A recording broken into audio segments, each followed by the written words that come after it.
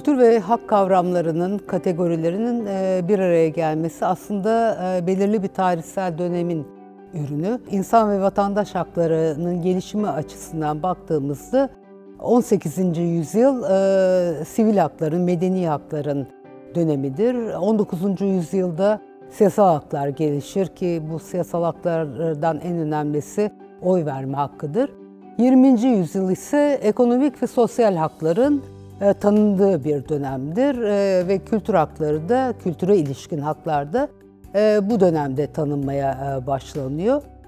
Bunun arka planında hiç kuşkusuz önce yükselen burjuvazinin verdiği mücadele, daha sonra da örgütlü işçi sınıfının verdiği mücadele söz konusu. Dolayısıyla kültür hakkı ya da kültüre ilişkin hakların kapitalizmden bağımsız olarak düşünülmesi imkansız diyebiliriz. 20. yüzyıl başı önemli kültüre ilişkin hakların ortaya çıkması açısından. Bilindiği gibi 20. yüzyılla birlikte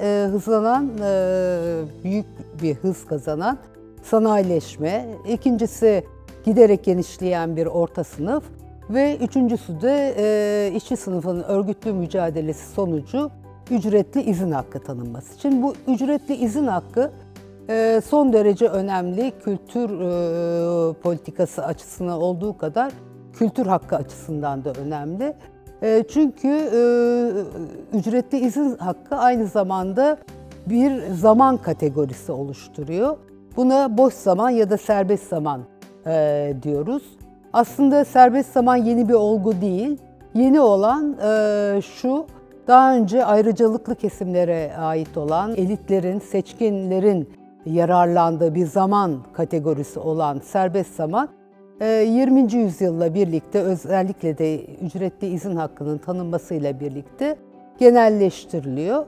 Ve bu noktadan itibaren de özellikle de devletler belirli bir meseleyle karşı karşıya kalıyorlar. Bu serbest zaman nasıl denetlenecek, kontrol edilecek, aktif hale getirilecek?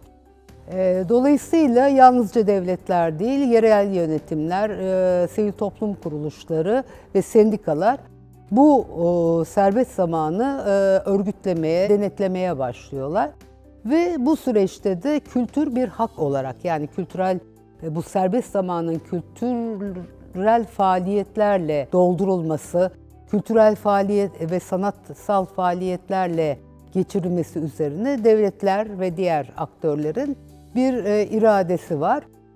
Bu irade de İkinci Dünya Savaşı'ndan sonra genel olarak ortaya çıkıyor. Daha öncesine tabii ki götürmek mümkün ama genellikle İkinci Dünya Savaşı sonrası bu serbest zamanın denetlenmesinin ve bu çerçevede kültürün yalnızca bir ihtiyaç değil, aynı zamanda bir hak kategorisi olarak ortaya çıkmasının da ifadesi oluyor. Kültür hakkının bir hak kategorisi olarak kabul edilmesi tabii bir takım yeni sonuçlara da yol açıyor. Bunlardan ilki devletlerin kendi iç hukuklarında çeşitli yöntemlerle anayasalardan başlayarak yasalara, yönetmeliklere kadar çeşitli noktalarda kültür hakkının hayata geçirilmesi üzerine bir takım düzenlemelerde bulunmaları. İkincisi de kültür hakkının uluslararası hukukta yer bulmaya başlaması. 1945 sonrası özellikle de Batı'nın gelişmiş ülkelerinin hızlı bir demokratikleşmeye doğru gittikleri bir dönem. Yani genel bir demokratikleşme dalgasından söz etmek mümkün. Bu çerçevede kültür hakkının tanınmasıyla ve kültür hakkının mümkün olan en geniş kesimlere tanınmasıyla kültürün demokratikleşmesi denilen bir yeni politikayla karşı karşıya kalınıyor. Kültürün demokratikleşmesi aslında mümkün olan en geniş kesimlerin kültüre ve sanata erişimini genelleştirmek. Yani daha çok sayıda insanın kültüre erişimini artırmak. Burada çok temel bir problem var, bir sorun var. O da kültürün demokratikleşmesi sürecinden bahsettiğimizde kültürün kimin kültürü, hangi kültür ya da hangi topluluğun kültürü şeklinde bir soru sormuyoruz. Zaten uygulamada tanık olduğumuz şey de kültür hakkı ile birlikte yüksek kültüre erişimin genelleştirilmesi. Yani daha çok niceliksel bir şeyden söz ediyoruz. Sınıfsal ve coğrafi mesafelerin kültürle bireyler arasında olan sınıfsal ve coğrafi mesafenin azaltılması. Bu da yine Refah Devleti'nin bu eşitsizlikleri törpülemeye yönelik politikasında ile birlikte anlaşılabilir.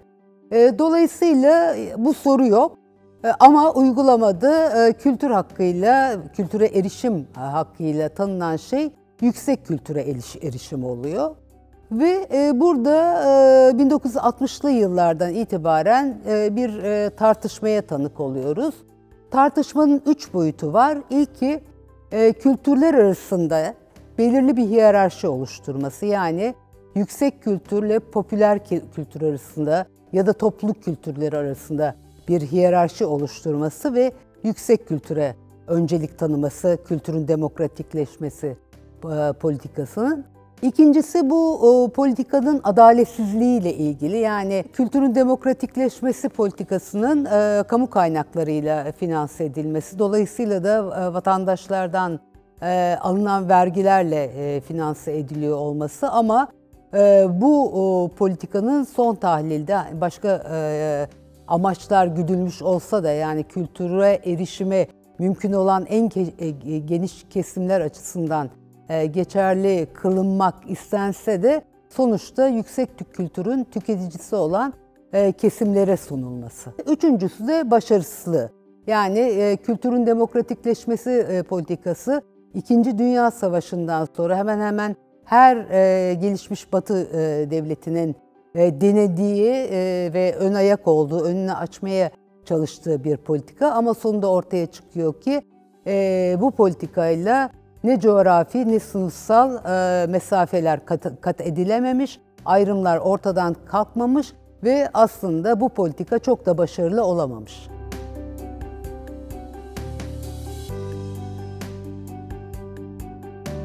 Kültür hakkında kimin kültürü, hangi kültür şeklinde bir soru yer almıyor.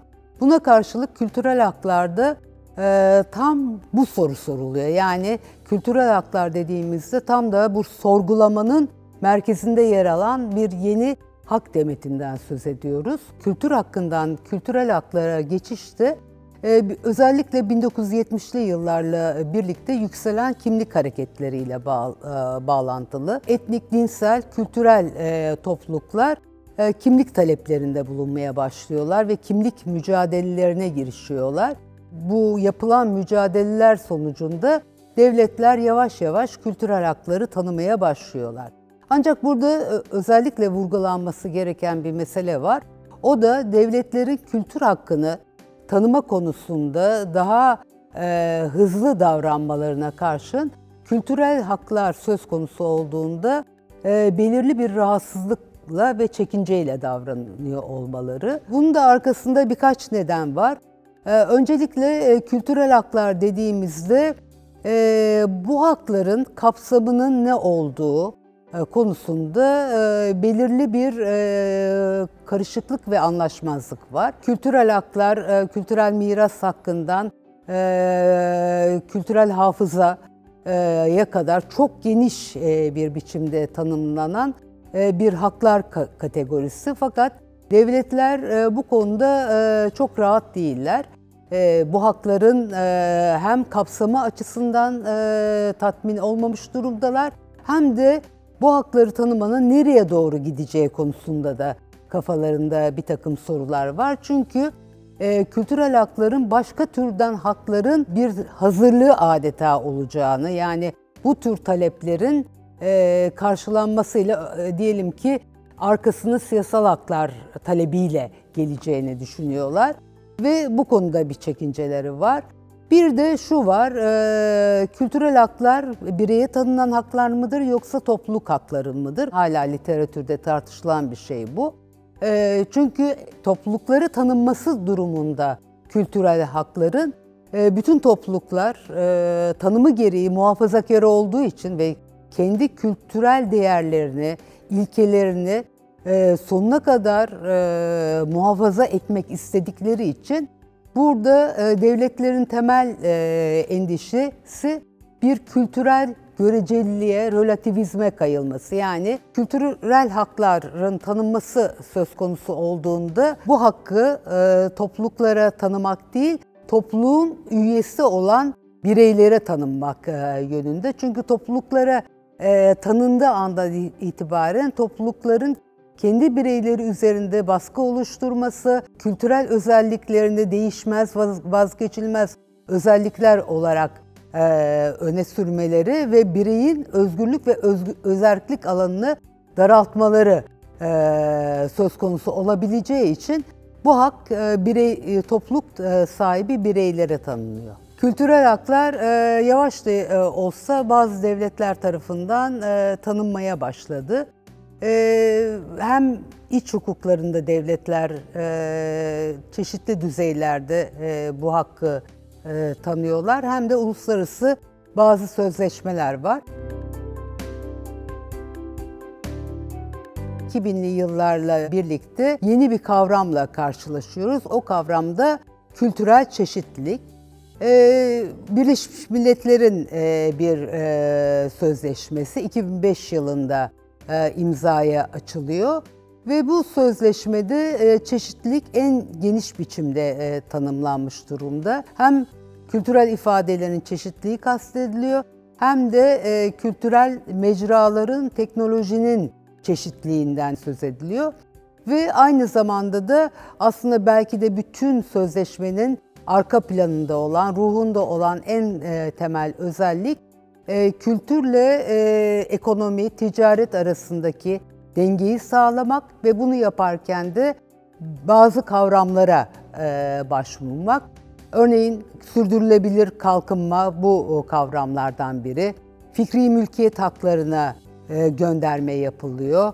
İnsan haklarına gönderme yapılıyor. Bu sözleşmede kültür endüstrileri önemli bir yer tutuyor. Çünkü UNESCO'nun tanımı çerçevesinde kültür endüstrileri kültürel çeşitliliğin artırılması için ve kültürün demokratikleşmesi için en önemli unsurlardan biri. Bu sözleşmenin en önemli özelliklerinden biri kültürel meselelerle siyasi meselelerin aynı önemde ve değerde olduğunu kabul etmesi, bunlar arasında bir hiyerarşi oluşturmaması ve bunu yaparken de yani kültürel ifadelerin çeşitliliğinin hayata geçirilmesini öngörürken de aynı zamanda insan hakları bakışı açısından yapması, yani evrensel insan haklarıyla kültürel ifadeler arasında bir denge oluşturması ve dolayısıyla da bütüncül bir yaklaşıma sahip olması. Ancak sözleşme ile ilgili bazı tartışmalar da var. Genellikle sözleşme olumlu değerlendiriliyor, fakat bazı eksiklikleri ya da yanlış anlamaları, yanlış kullanımları açık olan tarafları olduğu da söyleniyor. Eleştirilerden en önemlisi de herhalde şu, sözleşmede yer alan kültürel ifadelerin çeşitliliğinin korunması konusunda hükümetlere her türlü yetkinin tanınması. Yani bu yetkinin ifadede böyle hükümetlere her türlü önlem alma konusunda bir alan bırakmış olması. Dolayısıyla şu tartışılıyor. Bugün özellikle batıdaki popülist hükümetler ya da giderek aşırı sağa ya da radikal sağa doğru kayan hükümetlerin her türlü önlem çerçevesinde sansür de dahil çeşitli önlemlere başvurabileceği, dolayısıyla da bu ifadenin her türlü yoruma açık olacağı ve tehlikeli olabileceği konusunda eleştiriler var. Kültürel hakların tanınması, her ne kadar devletler bu konuda yavaş hareket ediyor da olsa, kültürel hakların korunması insan ve vatandaş hakları açısından çok önemli. Fakat kültürel hakların yan etkileri diyebileceğimiz hususlardan biri de kültürel toplulukların getolaşması. Getolaşmadan şunu kastediyorum. Her topluluğun kendi içine kapanması, içine dönmesi, toplumdan yalıtılmış bir biçimde hayatını sürdürmesi ve kendi topluluk üyelerine kendi topluluk ilkelerinin normlarını, kurallarını dayatması. Dolayısıyla burada birey vurgusu çok önemli. Birey vurgusu ve insan hakları vurgusu, yani bireylerin kendi kültür toplulukları içinde ya da başka bir kültür topluluğu içinde yer almaları kendi seçimlerine dayanmalı. Kültürel bir topluluğa ait olmak isteyebileceği gibi bir bireyin o kültürel topluluktan ayrılma ve kendi yeni kültürel topluluğunu seçme gibi bir özgürlük alanı bırakılması lazım. Kültürel hakların tanınması insan haklarının evrensel normlarıyla uyumlu olmalı. Yani kültürel haklarla insan haklarının korunması karşılıklı ilişki içinde ele alınmalı ve bir hak kategorisi diğerinin aleyhine kullanılmamalı. Yani insan haklarının temel evrensel normlarıyla ters düşmemesi gerekir. En önemli hususlardan birisi herhalde bu.